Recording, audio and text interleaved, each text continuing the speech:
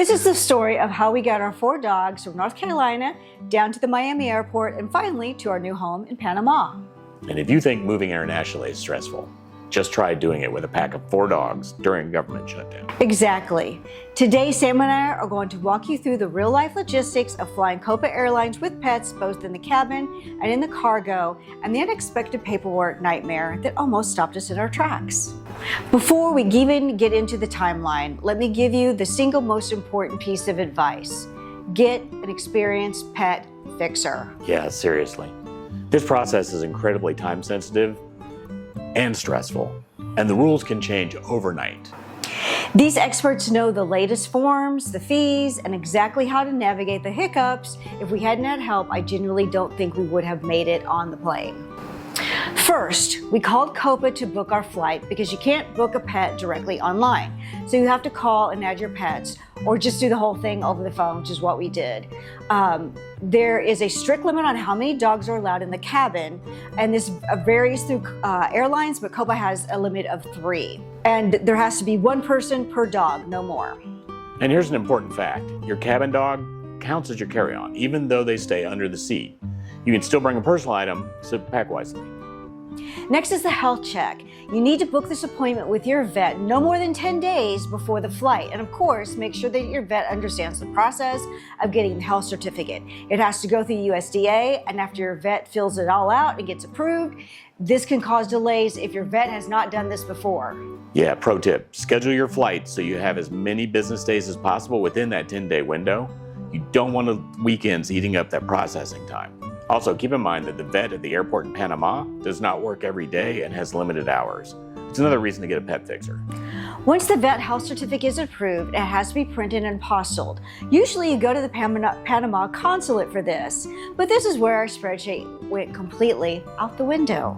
We planned to have this done in Miami the day before our flight. When we called them the week prior to make an appointment, they told us that the consulate was closed the day we were going to be in Miami. They observed Panamanian holidays and U.S. holidays. We had planned around the Panamanian holidays, but completely missed the U.S. ones. We were stuck. And by this time, we were only a day away from needing to drive to Miami. So I got on the phone with the consulate in Miami and D.C., and we found a loophole.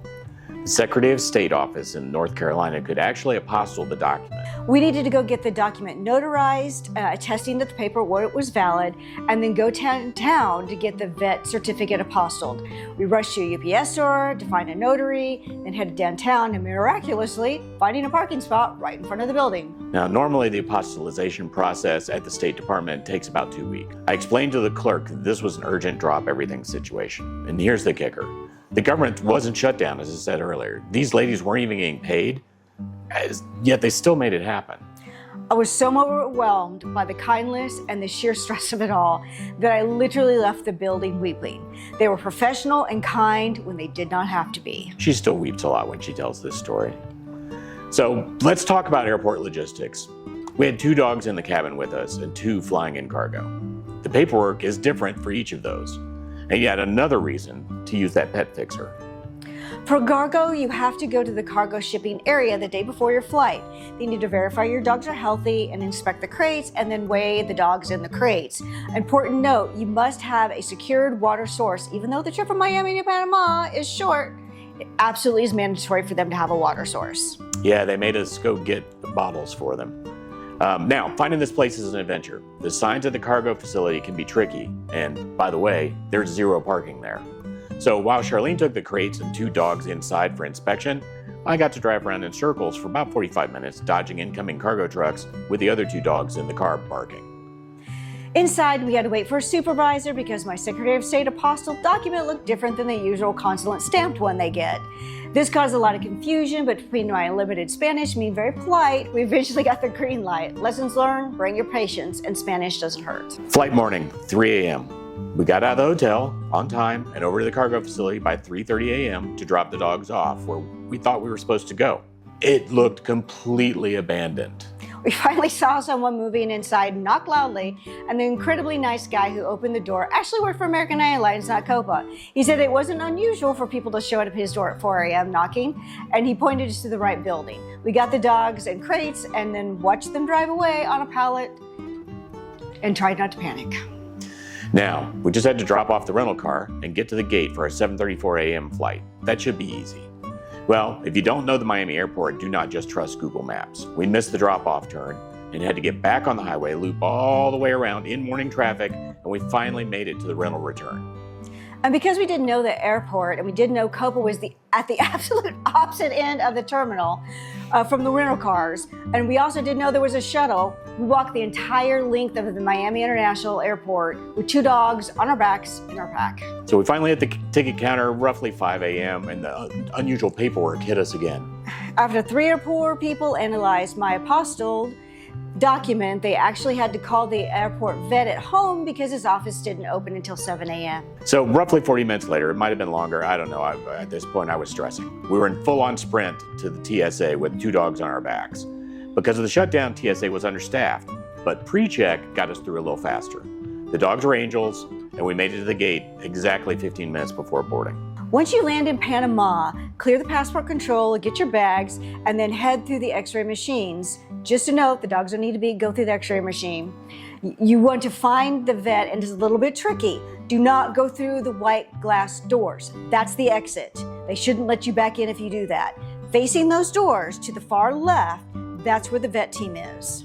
It was terrifying for a second because we didn't immediately know where our cargo dogs were, and none of the airport staff seemed to know either. But the Panamanian vet team was wonderful. They were truly amazing. And I'm pretty sure either our pet fixer or the Panamanian vets were just so good, they had a person come help us. So there was a nice lady that was kind of waiting around, and she kind of led us over to the vet area. And then the vet kind of teased me a little bit, saying, I know you've had a long day. They called me about you from the airport this morning.